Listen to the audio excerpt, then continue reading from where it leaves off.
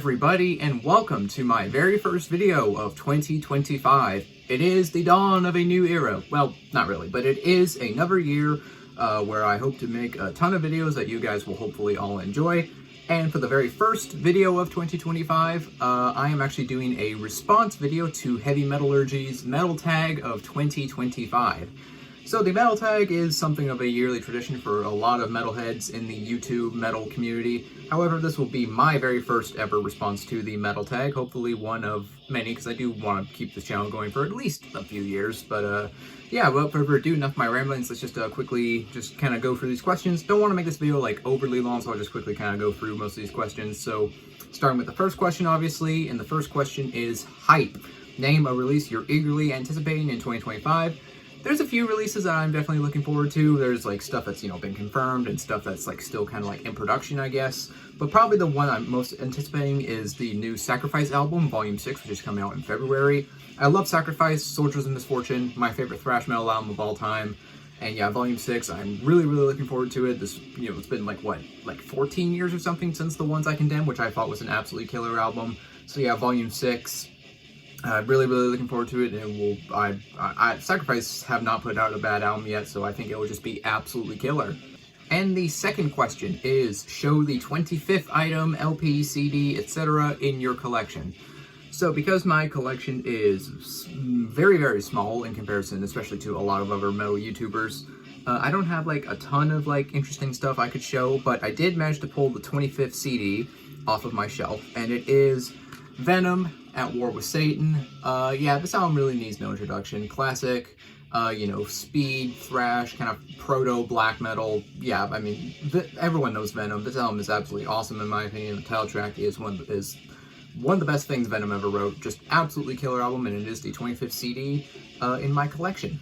The third question is overdue. Name an older band that you checked out for the first time in 2024 and loved.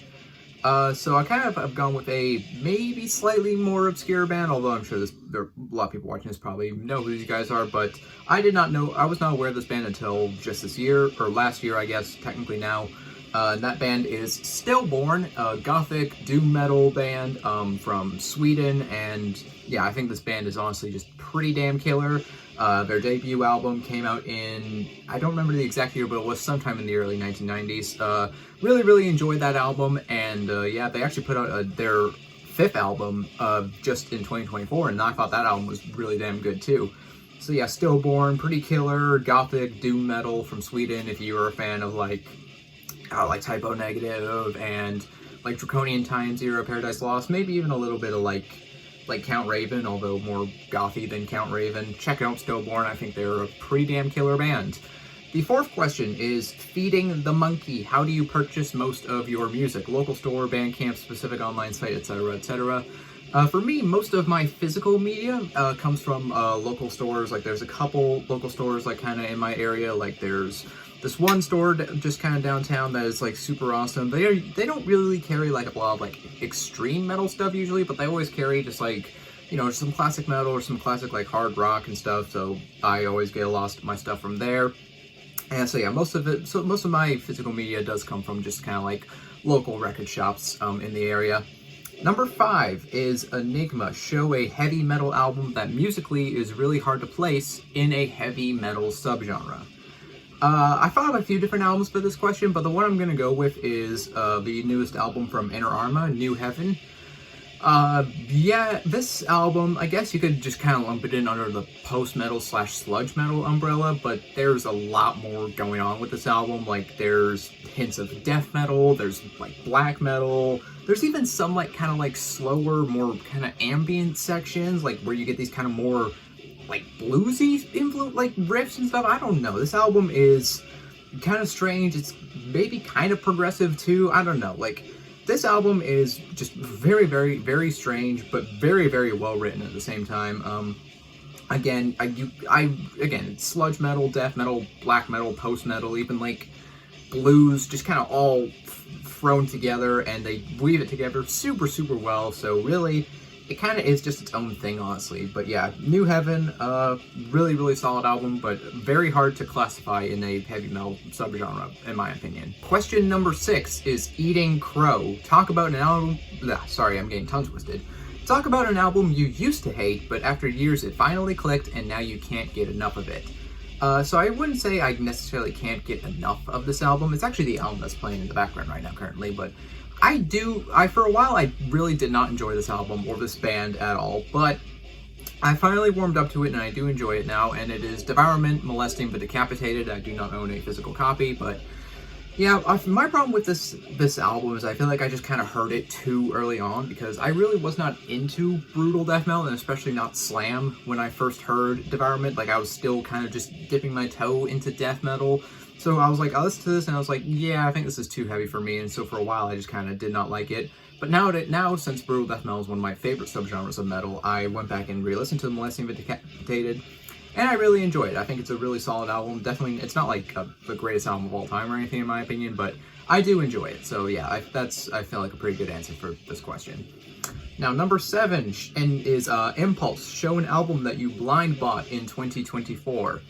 We're going back a little bit back in 2024 because I bought this album pretty early on in the year, and that is Soilwork, the Panic Broadcast. Now, admittedly, I was not familiar with Soilwork prior to this. Prior to when I purchased this, here, so we can see I got the CD, and it comes with Mega Nub DVD, which is pretty cool. I heard a handful of songs, none of them off of this album, but so I really did not know much of Soilwork at all. But I found this at a thrift store for $1, so I figured, why not get it? And you know, it's only $1. You know, so even if I don't like it, I really haven't lost much. So yeah, I bought it, listened to it, really enjoyed it, and now I've gone back and listened to a bunch of Soilwork stuff, and yeah, I really enjoy this band now. So that's my pick for number 7, Soilwork's Panic Broadcast. Now, number 8 is one that I unfortunately do not have an answer for. It is show a title that you own more than one pressing of on the same format. I do not own any album on 2 different formats. Shame on me, I know, but again, my collection, it's small, and you know, I am always trying to get my hands on more stuff, but I just haven't gotten anything on 2 different formats yet. But yeah, I will eventually. But number 9, I do have an answer for. Show off a grail, something you really wanted, that you acquired in 2024. Now, I'm putting it all over here. This was a Christmas present from my sister, so really kudos to her for getting me this album, but this is a holy grail of Death Doom. It is Disembowelment, Transcendence into the Peripheral, sorry for the glare again. Yeah, masterpiece of an album, one of the darkest, heaviest, just most ugly, dissonant things like ever. Like, this is just soul-crushing, grimy, filthy, absolutely amazing Death Doom. If you know Death Doom, you already know some. I don't really need to speak any further on it, but yeah, really super happy I got this in my collection now. Absolutely amazing album. And number 10 is A Plea to the VCLT Gods. What is a grail item you are on the hunt for? There are a bunch of albums I could have brought up for this segment, but I figured I would probably just go with the most obvious one, maybe, which is Into the Depths of Sorrow by Solitude Eternus, because, well, excuse me, that's my favorite album of all time, and I do not own it, but so yeah, I really need to get a copy of it, whether it be vinyl, cassette, CD, whatever. I just need to get my hands on a copy. Now, number 11 is Boomerang album. Show an album that no matter how many times you purge it from your collection, another copy returns to you.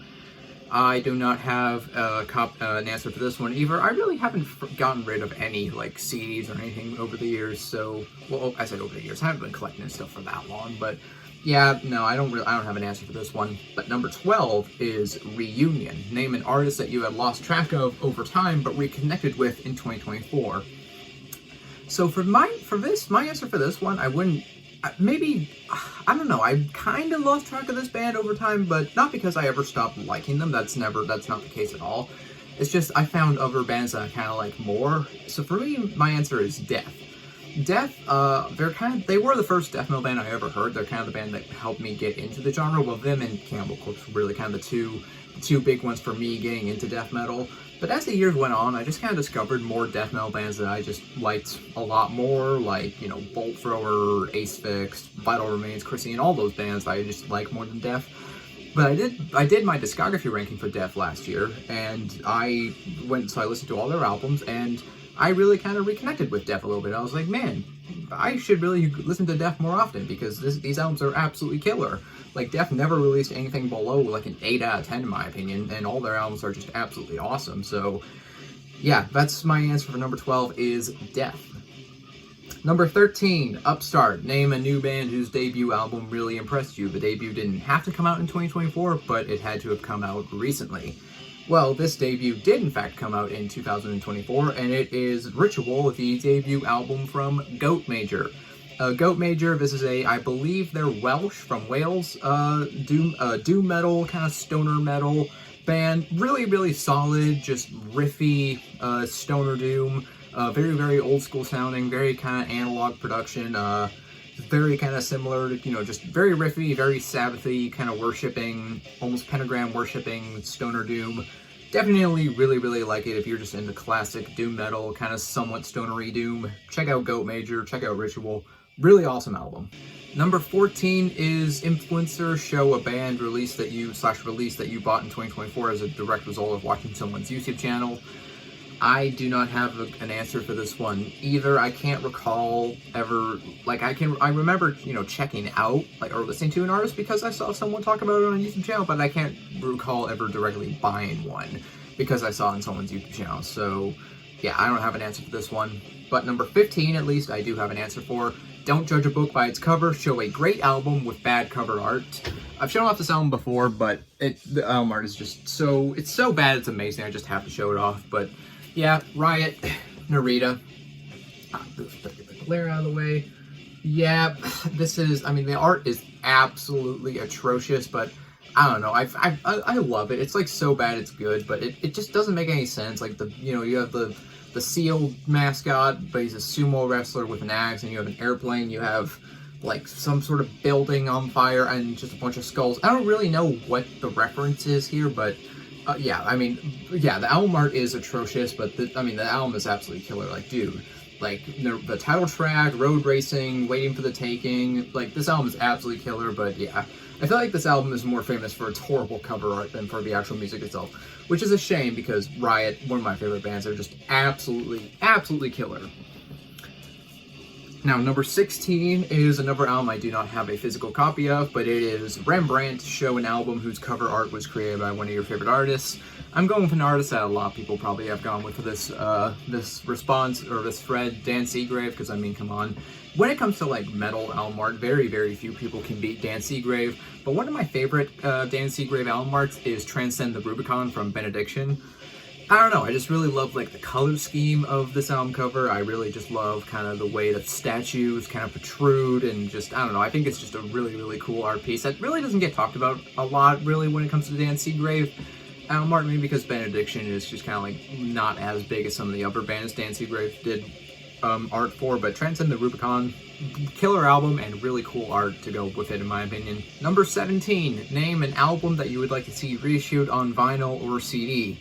The first album I thought of for this question is Suffocation, Breeding the Spawn.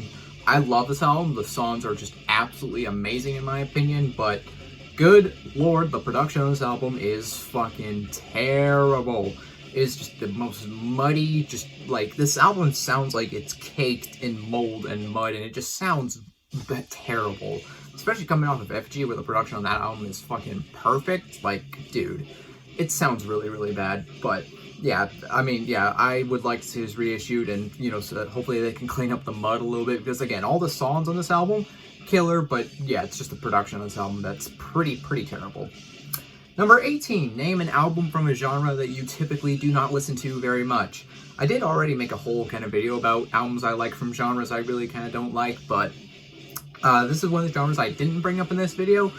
For me, I don't hate metalcore. It's just a genre I've never really gotten into. Like, I kind of skipped metalcore in my whole kind of metal evolution, because I really got into, like, like kind of 90s metal, and then from there I got into thrash metal, and my taste just got more extreme and heavier as the years went on, and I never got into metalcore.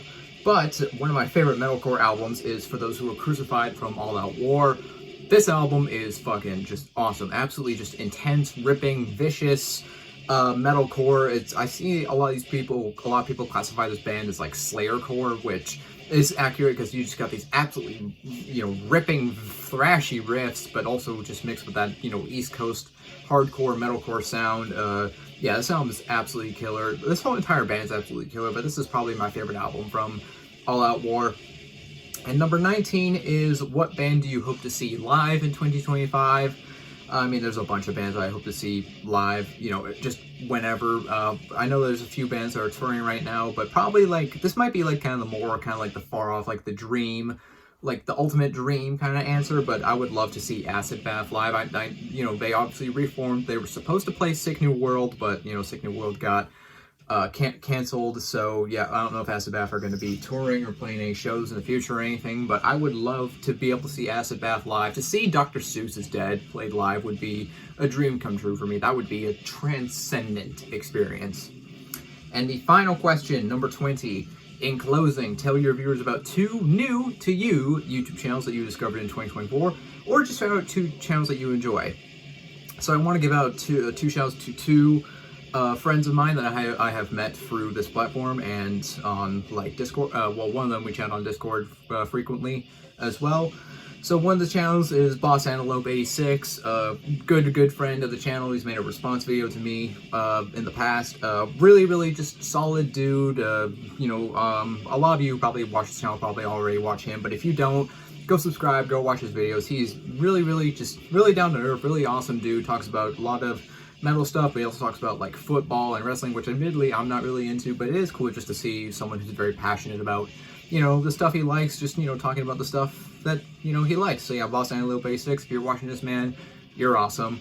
And the second channel I want to shout out is Stormwind 79. Again, just really solid dude. This dude's been around for at least a few years from what I can tell, but I only discovered him just last year. Really solid dude.